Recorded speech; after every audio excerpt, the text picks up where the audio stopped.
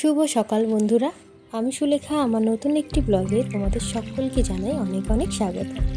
সকাল সকাল ঘুম থেকে উঠে পড়েছি। প্রথমেই স্নানটা সেরে নিয়েছি। সবার আগে ঠাকুরকে এখানে তুলসী তলায় এসে ধূপটা দেখিয়ে দিলাম।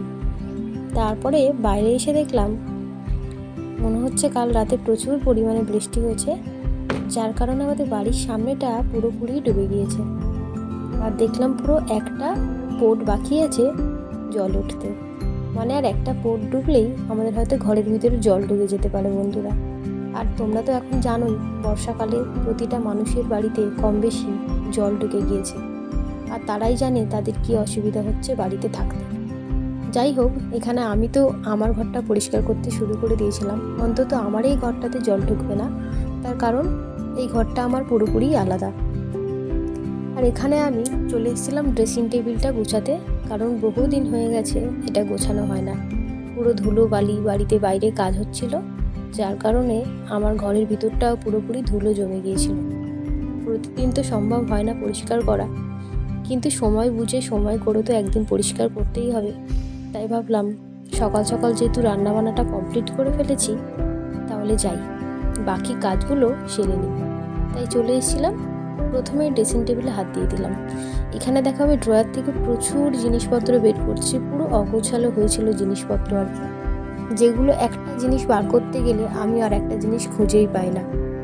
এই দেখো কি অবস্থা, এতগুলো সব আমি বের করেছিলাম।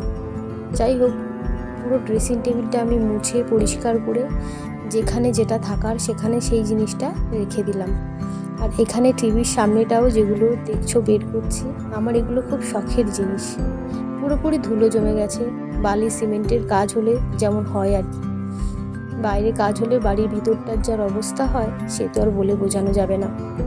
এদিকে আমি এগুলো মুছে মাছে পরিষ্কার করে নিয়েছি। আর এই জায়গাটা আমার ভীষণ প্রিয় জায়গা, তাই আমি যথেষ্ট চেষ্টা করি আমার ঘরটাকে গুছিয়ে রাখার জন্য। বাইরে তো এখন গোছানোর কিছু নেই, কারণ বাইরেটা এখন প্লাস্টার হয়নি, কিছুই হয়নি, কাজ চলছে। হয়ে গেলে অবশ্যই গুছিয়ে তোমাদের সাথে শেয়ার করবো। আর এখানে চলে এসেছিলাম আমি ঘরটা পরিষ্কার করতে।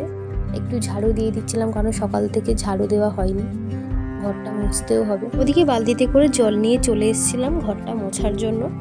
ওদিকে প্রথমে ঝাড়ু দিয়ে দিচ্ছিলাম, তারপরে ঘরটা মুছবো। যেহেতু এতক্ষণ ধরে ঘরটা পরিষ্কার করছিলাম, পুরো খাটের তলা থেকে এত এত ঝুল বেরিয়েছে কি বলবো। বহু দিনের জমা। আর মাঝখানে তো আমি ছিলাম না বাড়িতে, বাপের বাড়িতে গিয়েছিলাম, যার কারণে ঘরটা পুরো নোংরা হয়েই ছিল বলতে গেলে।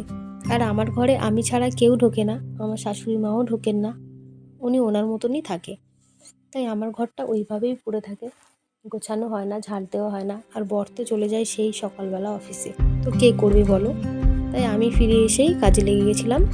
আর এদিকে পাড়া থেকে শাশুড়ি মা কিনে নিয়েছিল সমুদ্র কাঁকড়া, তো সেটাই তোমাদেরকে দেখাচ্ছিলাম। দেখো কেমন হেঁটে হেঁটে হেঁটে হেঁটে দৌড়ে দৌড়ে পালাচ্ছে, মানে ধরতেই পারা যাচ্ছিল না, এতটা গতিতে ও দৌড়াচ্ছিল। যাই হোক, অবশেষে ধরতে পেরেছিল, তো তোমাদেরকে দেখাচ্ছে আর বলছে যেটা ছেলে কাঁকড়া। তা আমি জিজ্ঞাসা করলাম তুমি কি করে বুঝলি এটা ছেলে কাঁকড়া? তো বললো চেনার ধরন আছে। যাই হোক, ওনারা হয়তো সত্যিই চেনেন, তাই হয়তো বলেছেন কোনটা মেয়ে কাঁকড়া কোনটা ছেলে কাঁকড়া। আমি তো এত বুঝি না। আর এদিকে চলে এসেছিলাম, দোকানে কিছু ঠাকুর ছিল, সেই ঠাকুরগুলো খেতে খেতে দিয়ে দিলাম। তারপর একটু দোকানে বসে গেছিলাম, কারণ শাশুড়ি মা ওদিকে কাঁকড়াগুলো কাটছিল আর আমি এদিকে দেখছিলাম কিছু লাগবে কিনা। তো আজকেরকার ভিডিওটা এই পর্যন্তই। তোমরা সবাই